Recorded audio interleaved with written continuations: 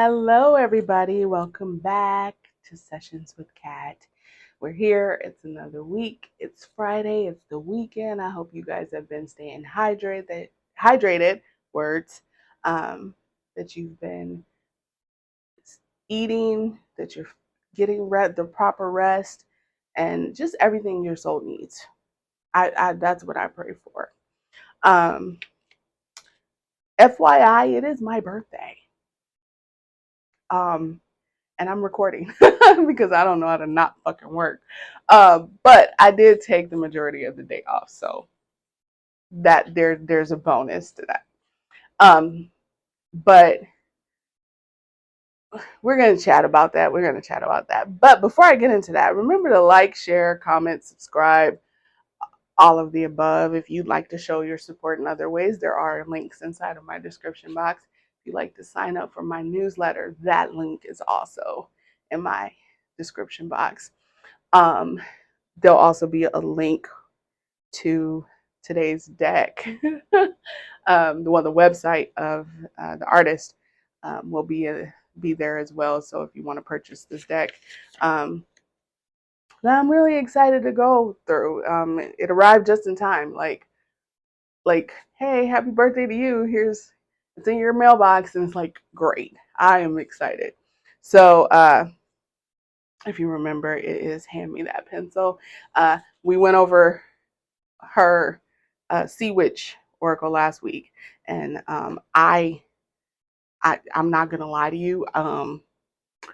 I don't remember the name of this deck, but I'm gonna put it in the description box. I just ordered it. I didn't give a fuck. I was just like, oh, new deck, order. Did not look at the name. Half the time I don't, because it doesn't matter. It's the connection I make with the deck. So I will be putting her information in the description box. So we're going to walk through it. And then she did send me another little card. I don't know what this is from. Oh, but it's perfect. Oh my God. Okay, so we call each other friendy. So if you watch this, this is perfect because y'all, I am looking to manifest a home for myself. And like, what perfect card but this one to put in there? It's like she sends little goodie cards inside of all of her envelopes, and this is perfect. And so I needed this. Thank you. I appreciate you, ma'am.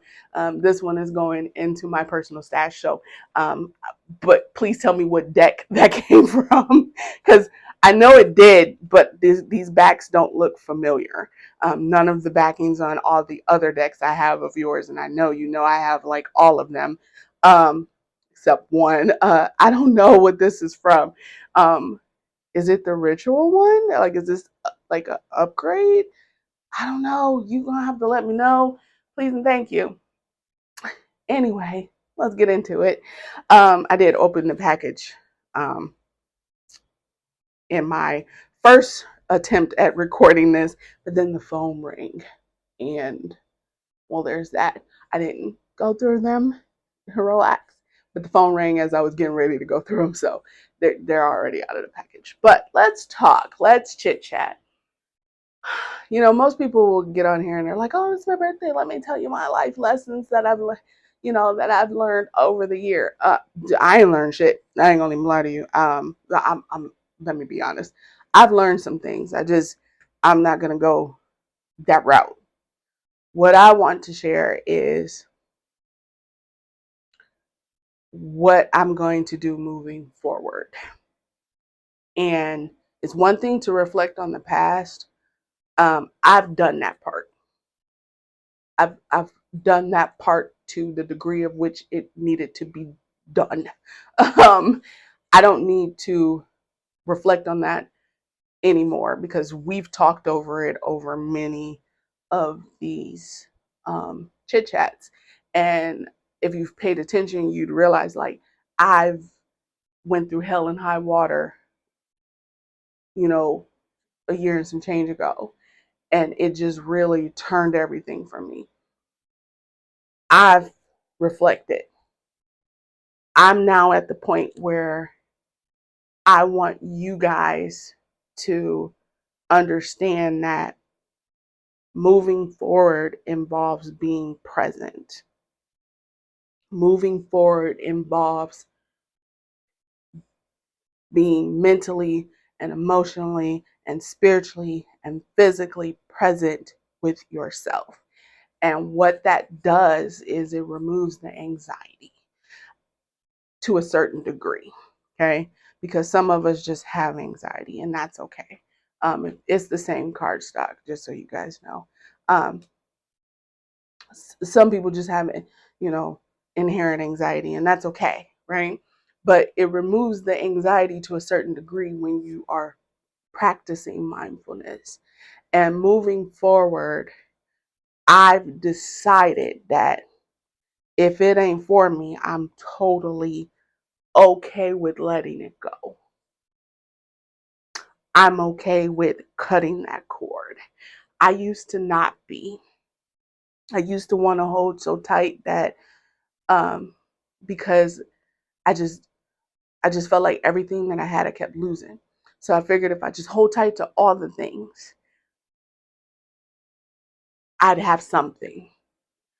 I'm now at a point where I'm okay with nothing. I'm okay with starting over. And it's not really starting over. I'm okay with starting from where I'm at currently.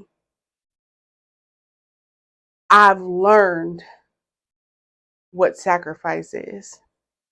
So I'm learning and moving forward with the fact that it's okay to sacrifice as you go.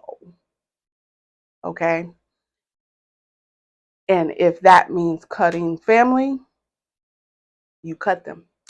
If that means cutting friends, you cut them. If that means letting go of certain business practices or even clients, you cut them. Because see, here's the thing. Sometimes, and what I've learned in the 22 years. 21, 22, 20, 21 years, sorry. Well, damn, they're 22 years of being in business. You will have some people, clients, business partners, even just acquaintances or whatever. They don't want you to succeed. They don't want you to grow. And so what I'm moving forward with and what I'm practicing right now is that if I find that you're not for me, you don't need to parlay with me. You don't need to talk to me. We don't need to chit chat. Okay? Right? If you mean me ill will, you can have that energy back. I'm gonna go ahead and mind my business elsewhere. And I'm okay with that. With I'm okay with Catrice. I'm okay with Kat. Right? Because some of y'all know me as Catrice, some of y'all know me as Kat. I'm okay with me. I'm okay with my faith. I'm okay with this. I'm okay with this. I'm okay with pursuing my passions and dreams confidently. And if that means I have to pursue it alone, I will do that. I will do that. And so moving forward, I'm practicing mindfulness in a way that that I'm knowing fully that what's mine won't miss me. What's mine won't miss me. And what's not for me will completely leave me unbothered. Because I don't have to entertain everything that shows up in my life. That ain't my job. That ain't my job. My job, that's not my job. I am comfortable practicing mindfulness more so now than I ever have been. And while I teach mindfulness, don't get it twisted. It's not easy for me either to practice it because we're human, right? We get hurt. We have feelings. We have emotions. But where I am now, I'm totally okay being neutral on everything because I don't want my emotions all up in the tizzy.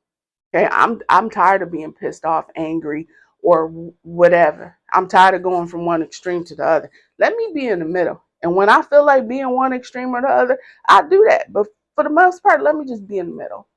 Let me hold space for Catrice. Let me hold space for Kat. Let me hold space for me. For me, my mind, body, and soul. I'm learning that that's okay to do, right? It's not so much that I'm learning it. I know it's okay to do. I'm learning that it's okay to do in the midst of others. Because what we will not do is shrink ourselves. What we will not do is shrink our spirit, right? This part. I release guilt and allow myself to heal naturally. It's okay to be you out loud. And I'm at a point where I am okay with being me out loud. It's not that I wasn't okay with it before. I just know for myself, I feel like there were parts of me that I was hiding.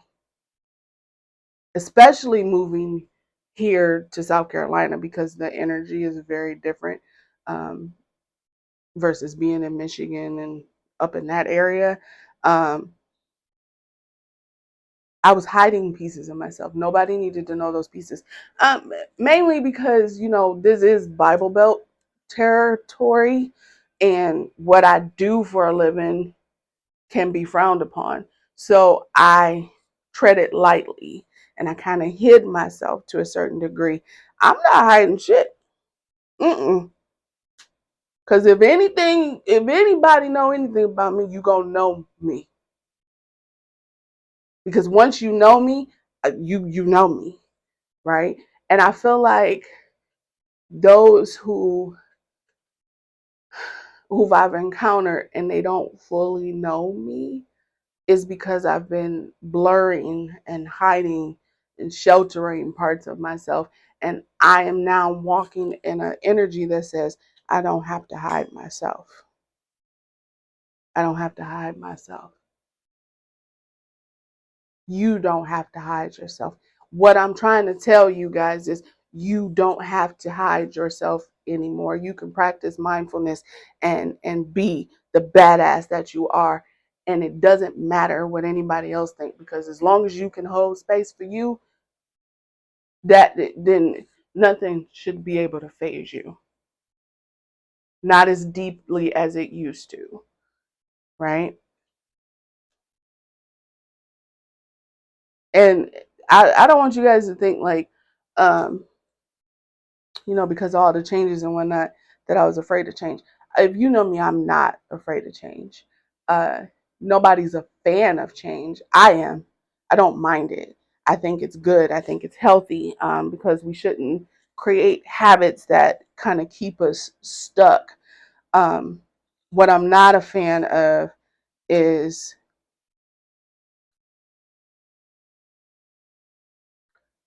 the starting over process. I don't mind change, but when you're starting completely over, when it's a complete start from scratch and you have to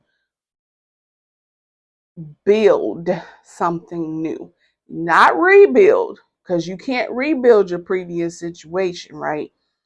In my case, it's not like I can go and find an, you know, like, oh, I know there's another version of David and we can just, rebuild and have the lifestyle we no. When I mean starting over, I mean building a new platform, right? And this, right? When all my memories show up and whatnot, there's only certain parts of it I need to weave into this platform. I don't need to weave all of that into it, right? I'm not a fan of building a whole new platform, but damn it, once that platform is built, you can't you can't break it. because my faith is built into that. You can't shake that.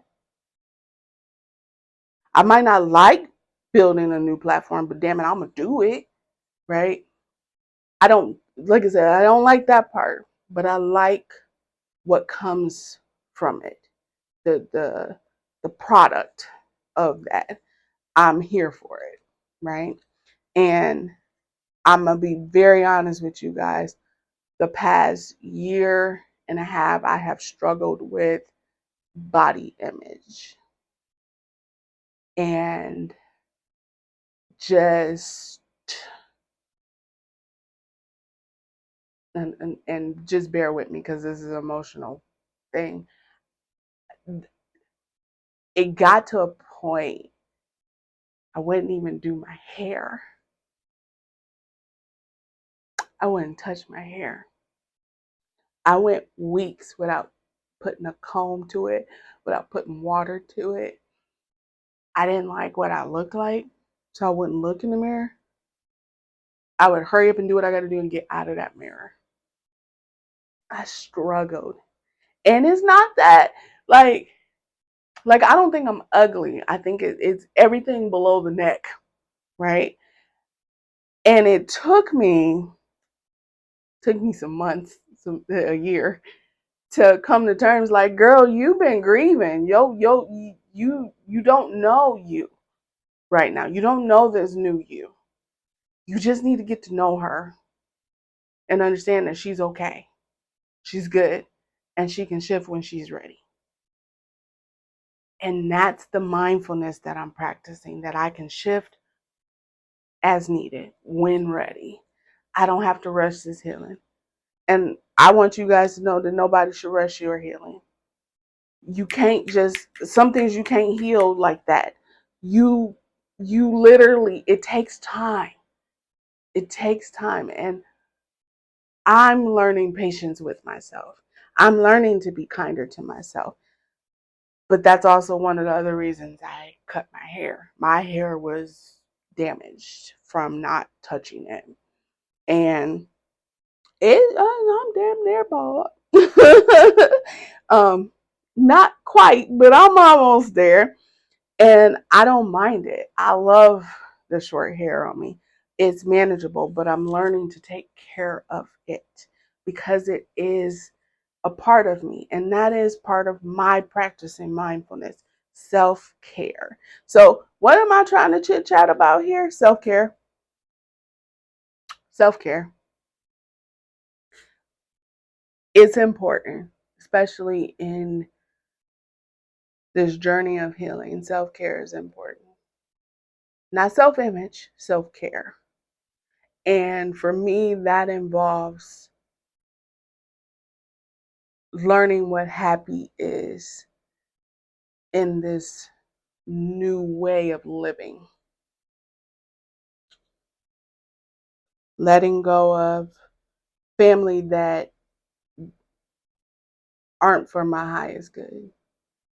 Cutting cords, doing healing work, diving deep into Akashic records and then moving forward into the part of the Akashic records that's future related, your north and south nodes. If you guys are astrology, looking at zodiac and your natal charts, it's your north and south nodes. I've been diving deep in those, and all the changes and in the healing that I've been through have brought me to this, in this 39th year of my existence, in this current plane, in this lifetime. Practicing mindfulness is not just a habit we need to form. It is a way of life, and it can tie into all of the things that we're doing along our healing journey. And I want you guys to know that if you just get started, it'll be like a snowball effect, right? If you just get started, right? It's more than just practicing affirmations. It's more than just, doing mudras and things of that nature, which they're all awesome, right? It's more than just practicing this Americanized way of yoga. It is literally rewriting the cellular makeup of your life. This is why I stress energy work, because you're literally rewriting your journey. You're writing it as you go, right? The rewriting process comes from doing all that healing work from past lifetimes, or even ancestry lines, or even this current lifetime. Just, when you were a childhood, it's rewriting the healing into there and then moving forward so that you're constantly writing a better story with a better ending, right? Each chapter has a better ending. I want you guys to practice self-care like nobody's business. I want you to practice mindfulness within that. But I want that to be a lifestyle in your own way. You don't have to do what I do.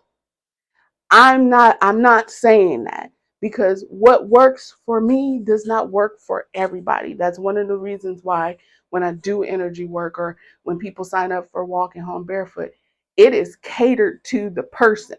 There's no way I can make one workbook for everybody. No. Everybody's different. Everybody thinks different. Your trauma is different. Whatever healing you need is different. No. Make it work for you. If that means grabbing pieces from different puzzles and piecing it together, you do that, because that is what works for you, right? And that's okay. And don't you let anybody tell you that is wrong. Don't you let anybody tell you that it's wrong. It's right. It's right for you. Just because it ain't right for them, that's their business. That's their problem. Do what feels right for you. And I want you guys to start. Doesn't mean you gonna succeed every step of the way, because it's new, right? It's a learning curve. So you might have some failures in the midst of that. But you know what? Those failures are lessons, and it teaches you what doesn't work. So now you can go, well, plan A didn't work, let's try plan B. And that's the beauty of healing. That's the beauty of practicing mindfulness. You just kind of flow with it. And what works will stick. And what doesn't, guess what? It'll go away. And that's okay. That is A-OK. But I want you guys to start. It doesn't mean anything until you start, right? I don't care if you fail that first round. Just start, right? Just start. Because that's what's most important, right? So that being said, I was gonna talk about something else, but Spirit was like, nope, you're gonna talk about this, and I guess here we are. Um, that being said, stay hydrated. Make sure you're eating well, that you're getting proper rest, that you're, journaling if you need to, being creative in some way, shape, or form. Do what you need to do for you, right? Even if it's lighting a candle for yourself, right? Right? For your healing, for whatever you need. Just make sure you're doing that for yourself. Be kind to yourself, right? The world can be ugly, but I don't want you ugly to yourself. I don't want you being ugly to yourself. I want you to be kind. Show yourself all the love that you deserve, especially the love that you so willingly give away. Give it to yourself. Hold space for yourself. In fact, do a ritual for yourself. You are a divine being in your own right.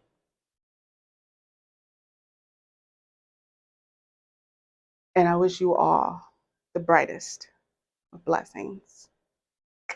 Bye.